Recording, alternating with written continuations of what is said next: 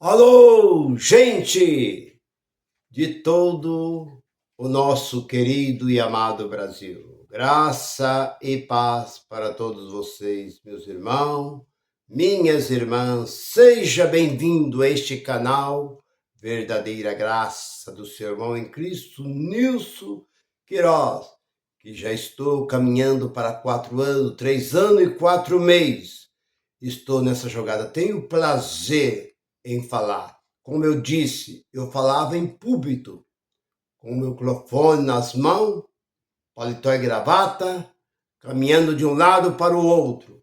Hoje eu falo olhando dentro de um pequeno aparelho, mas sou feliz, porque eu sei que eu tenho um grupo de pessoas do outro lado, que eu não posso abraçar todos vocês, mas em espírito nós estamos juntos. Estamos nessa caminhada, caminhando rumo à vida eterna. Porque nós sabemos que este corpo não vai, mas o Espírito que está em nós, ele procede de Deus. E o tema da mensagem que eu tenho para nós é essa: o poder da fé. É o tema da mensagem.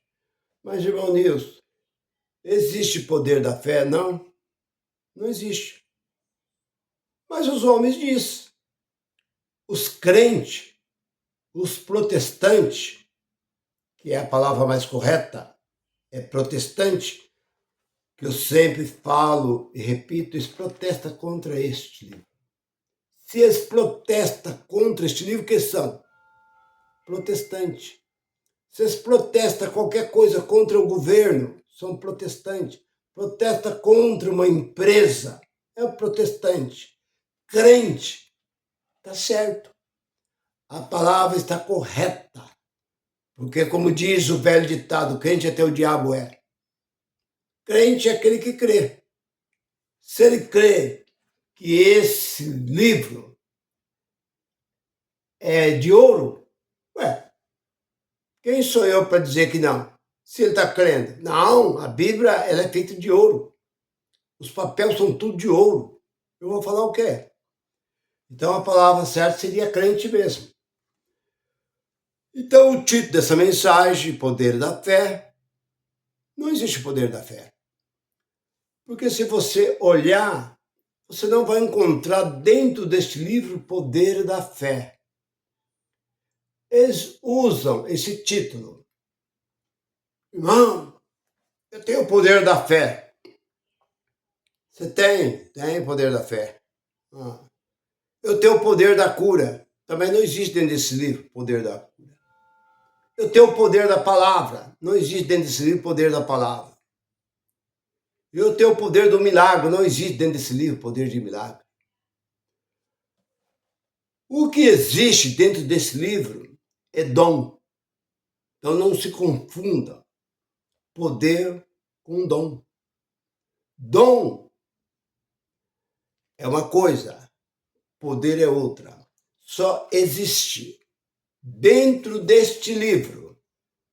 O apóstolo Paulo era fariseu, vivia no meio, nasceu, seus pais, desde criança, ao 8º dia, ele foi circuncidado.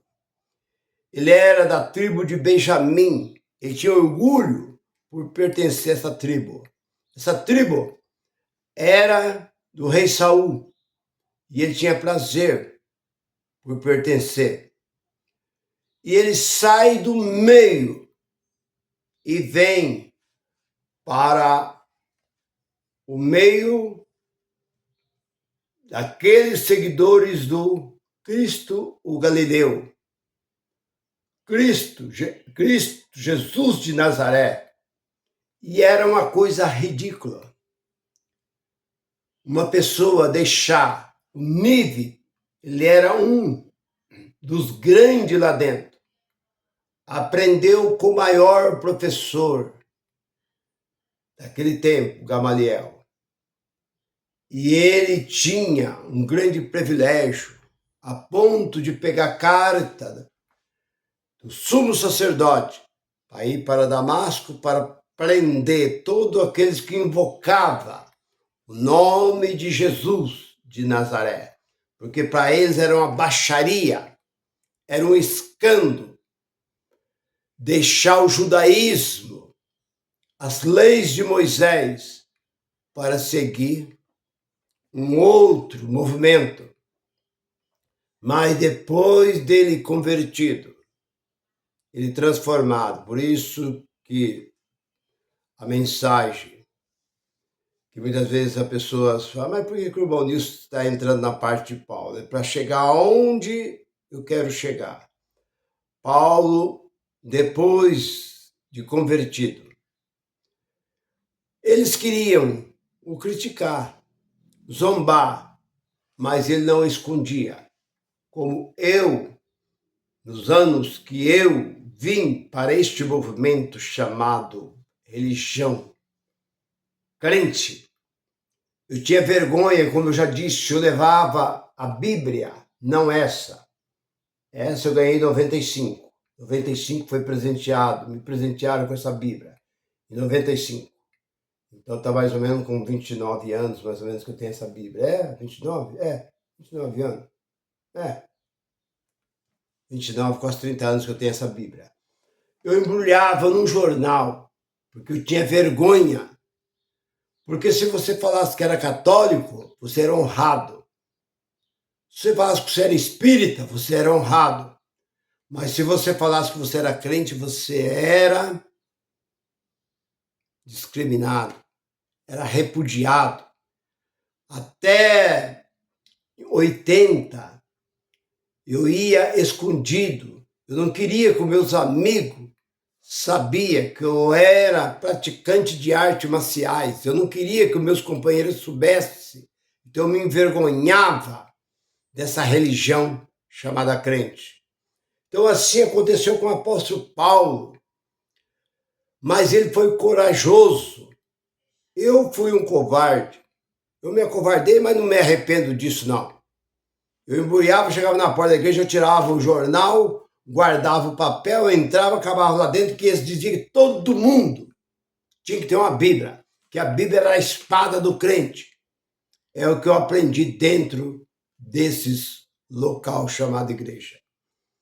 E Paulo disse, não me envergonho do evangelho, porque o judaísmo não era evangelho. O judaísmo era a lei de Moisés. Mas Paulo disse, não me envergonho do evangelho. Por quê que ele não se envergonhava? Porque ele disse que era o poder. Era o poder de Deus. Então, o evangelho é o poder. O poder não está na palavra. Aliás, se você for um patrão, você tem uma empresa, as suas palavras têm poder. Se você é qualquer uma autoridade, é um governo, é aí um comandante, suas palavras têm poder, mas tem poder materialmente falando. Você não tem um poder para você dizer, faça isso, e isso acontece por causa da palavra que tem poder. As palavras, ela pode trazer, existe a palavra positiva e a palavra negativa. A palavra positiva pode trazer ânimo para uma pessoa, mas uma palavra negativa pode destruir a vida de uma pessoa. Então, se você elogia uma pessoa, a pessoa fica feliz. Você passa muito tempo sem ver aquela pessoa. Você encontra com aquela pessoa, você traz um elogio. Olha como você está. Você está bonita. Olha que pele bonita, cabelo bonita.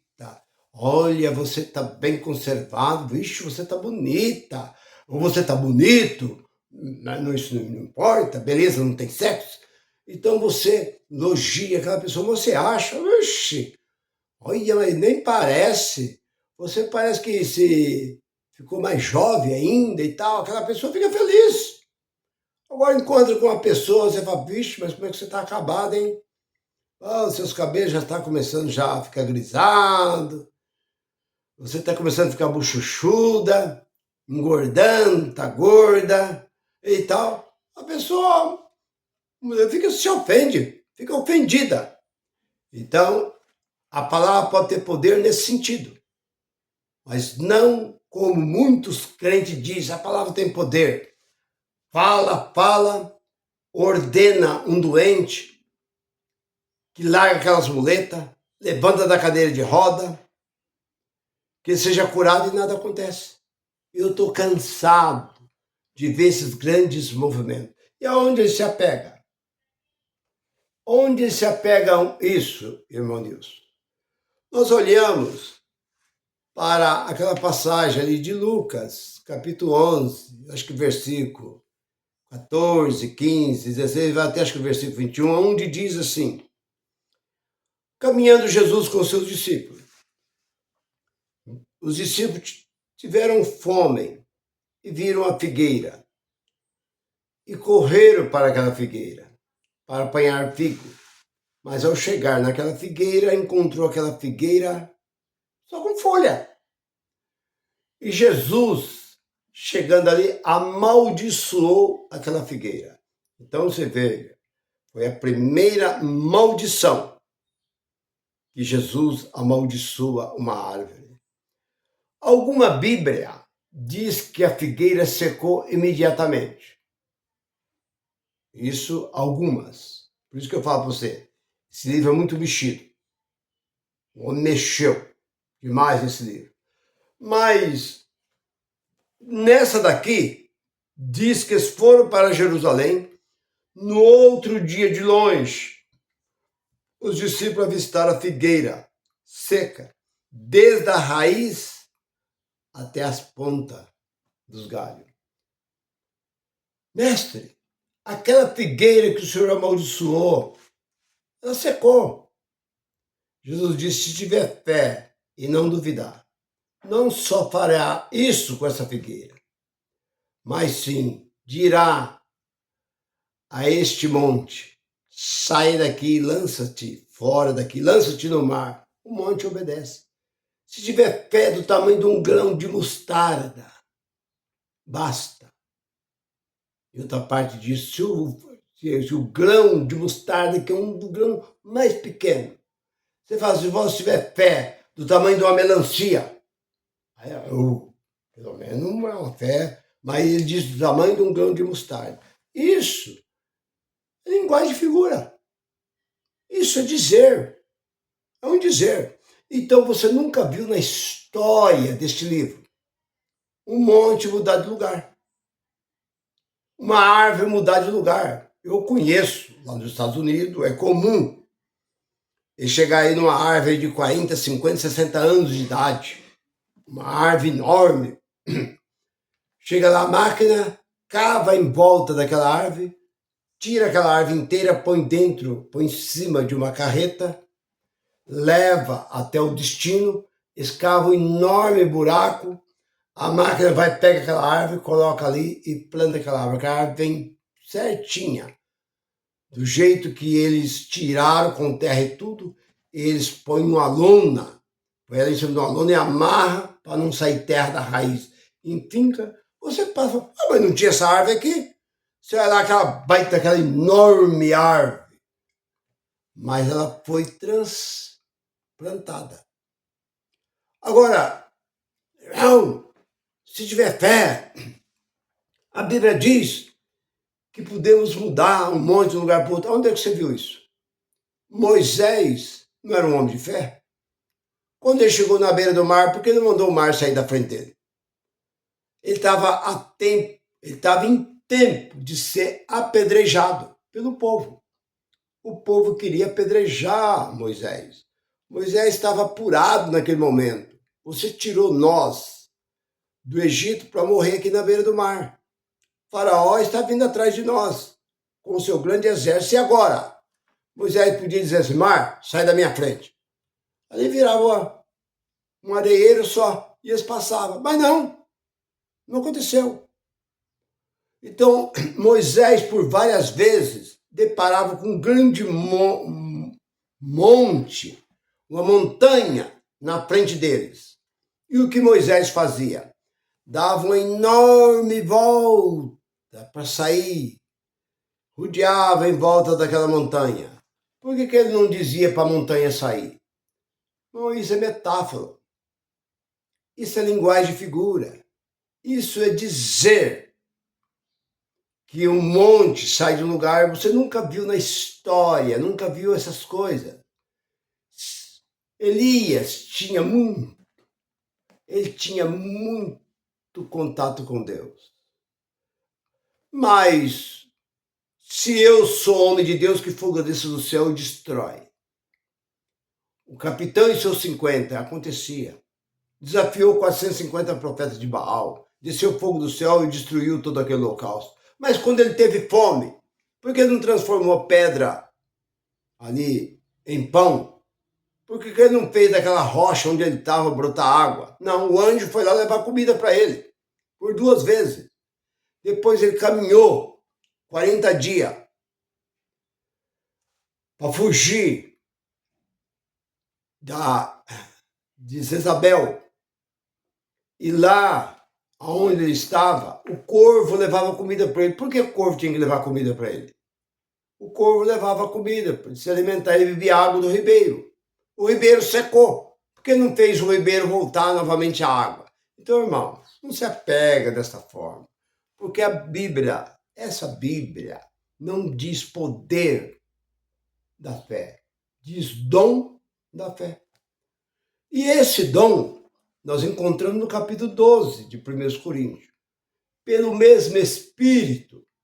É um Espírito só. Não se confunda. São vários. Pelo mesmo Espírito é dado o dom da sabedoria. Outro dom do conhecimento pelo mesmo Espírito. O outro, o dom de cura. O dom de maravilha. O dom da fé. Então você vê que fé é um dom. Então não adianta esses camaradas de púlpito, esses peão de púlpito, ficar dizendo assim, eles têm 2 jogadas. Esses pilantra que ficam aí enganando o povo, tomando dinheiro do povo em cima dos púlpitos, eles têm 2 jogadas. Ou você não teve fé, foi o diabo. O diabo que está te impedindo. Então, de todo jeito, a pessoa fica de mão atada. Pastor, mas eu entrei na campanha. Eu fiz a campanha certinho. Toda vez eu trazia um envelope com R$100. Eu fiz 9 campanhas, dando sempre ali, né? Dinheiro, 100, 150, R$200 eu punha ali, não aconteceu nada. A sua fé. Ah, é minha fé? É sua fé. Tem que ser fé, irmão. Se não tiver fé, tem que ter fé. Não, é o diabo que está impedindo. Continua. O diabo não quis, eles inventam uma mentira, que é outra mentira. Que Daniel orou 21 dias para que Deus mandasse a benção. E quando o anjo vinha trazendo a benção, o diabo entrou e impediu. A benção é uma mentira, isso é uma aberração, dizer uma coisa dessa. Que o anjo, Gabriel, precisou vir brigar com o diabo para poder o anjo trazer bênção. Bem, gente, mas existe coisa que não tem nem como explicar. A tolice é tão grande, a burrice, a tolice é tão grande dentro desses movimentos que eu vi ontem, eu estava assistindo, um camarada vendendo pena de anjo, uma pena amarela. Quem vai querer essa pena? O anjo, Eliel, Ariel. O anjo Ariel. Eu não conheço esse tal de anjo Ariel aqui dentro. Isso, anjo Miguel, anjo Arcanjo, anjo Ariel. Esse anjo Ariel, ele está todo dia aqui me ajudando. Deus mandou ele aqui para ajudar. É uma tal de igreja aí, Igreja do Espírito Santo. Aí o movimento aí. E esse camarada, com a pena na mão, cheirava a pena, uma pena amarela. Quem vai levar essa pena? Tal, porque tal. Que ele despenou o anjo, tirou as penas do anjo. Eu não sei se anjo tem pena. Eu não sei se anjo tem asa. Onde que viu isso? Onde existe isso aqui dentro? Que anjo tem asa? Quem tem asa é morcego. Quem tem asa é pássaro. Agora, anjo tem asa? Asa para quê? Anjos, seres espirituais. Então apareceu esse maluco oferecendo aí, você entra aí no programa aí do voo da coruja, você vai encontrar esse camarada fazendo isso. Aí apareceu uma outra maluca oferecendo terra da gruta milagrosa onde Jesus foi sepultado. Ela foi lá e trouxe essa terra de lá. Para começar, Jesus não foi enterrado em nenhuma gruta. Jesus foi feito na rocha de pedra. E ali ele foi enterrado ali naquele lugar. Ela deve ter tirado essa terra do fundo do quintal dela e estava oferecendo saquinhos de terra, diz que essa terra era milagrosa. Então existe muitos malucos, mas a Bíblia diz, a fé é um dom. E lá em 2 Tessalonicenses, capítulo 3, versículo 2, que a fé não é de todos. Então nem todos têm fé. Então por que esses camaradas que falam tanto que tem o poder da fé, que não existe essa palavra poder da fé, por que não faz dinheiro descer do céu? Por que não fala o Senhor, manda aí os anjos trazer malote de dinheiro aqui? Aí você fica explorando o povo, roubando o povo, tomando o povo, tirando, enganando o povo. Vocês não são os bambambam, dono da fé? Então, meu irmão, não acredite nessas coisas. Quando um camarada aparecer aí dizendo que tem poder disso, poder daquilo outro, sai fora desses camaradas, porque tá cheio de pilantra por aí, fazendo essa picaretagem no meio do povo, e o povo sempre está caindo nessa. Mas, meu irmão, minha irmã, fique com esta palavra. Você entendeu muito bem.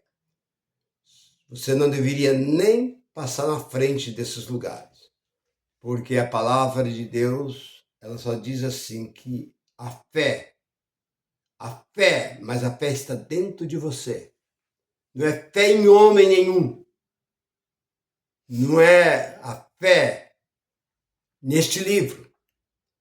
É fé no único e verdadeiro Deus. Você pode conseguir alcançar o seu objetivo. Fique com esta palavra, graça e paz para todos. Bye, bye.